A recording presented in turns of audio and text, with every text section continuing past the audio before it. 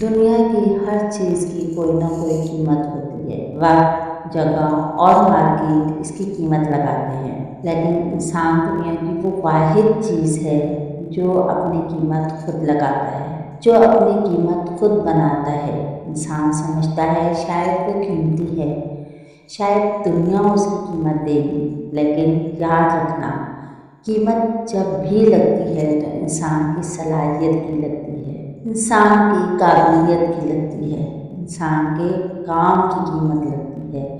اگر آپ خود کو قابل بنا کر مارکیٹ میں نہیں لائیں گے تو آپ کی کوئی ویلیو نہیں ہے۔ جب بھی لگے گی آپ کے اس کی لگے گی قیمت، جب بھی لگے گی آپ کی اسکلز کی لگے گی، آپ کے اندر موجود اس قابلیت کی قیمت دنیا دے گی۔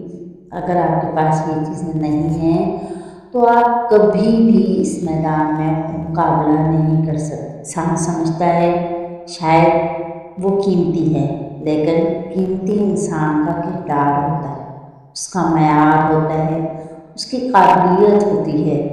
ہاں، ایک بات یاد رکھنا کہ شاید دنیا یہ سوچ رہی ہے کہ اس کے پاس اسکلز ہوں گی، اس کے پاس اسکلز ہوں گے، اس کے پاس ایکسپیرینس ہوں گے تو مارکیٹ میں آ کر چھا جائے گی، لیکن یاد رکھنا جو اسکلز اور ایکسپیرینس کے ساتھ ساتھ کردار اور معیار کی چیزوں پر غور کرتا ہے، دنیا اس کی قیمت دیتی ہے۔ اگر آپ کے پاس ایک سوچ، ایک نظریہ، ایک کردار ہے تو دنیا آپ کی قیمت دے گی، کیونکہ دنیا میں لاکھوں کروڑوں لوگ ایسے پھر رہے ہیں جن کے پاس کچھ بھی نہیں ہے۔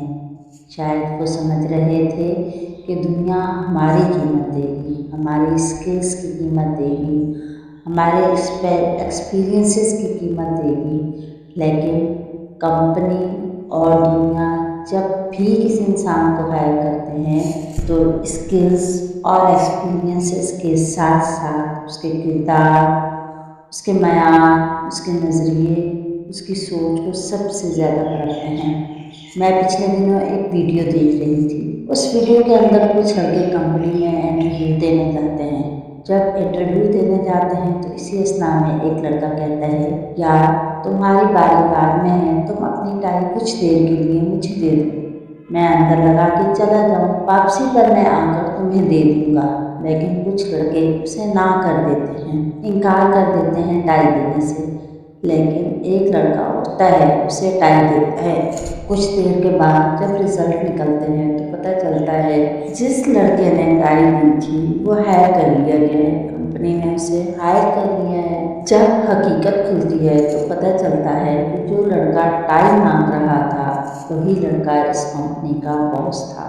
وہ ٹیسٹ کرنے کے لیے باہر آیا تھا لڑکوں کا، اور جس لڑکے نے ٹائی دی تھی اس کے پاس اسکلز بھی تھی، ایکسپیرینس بھی تھا، لیکن اس کا کردار اسے جتوا گیا۔ اس کا کردار اس کی سلیکشن کا سب سے بڑا سبب بن گیا۔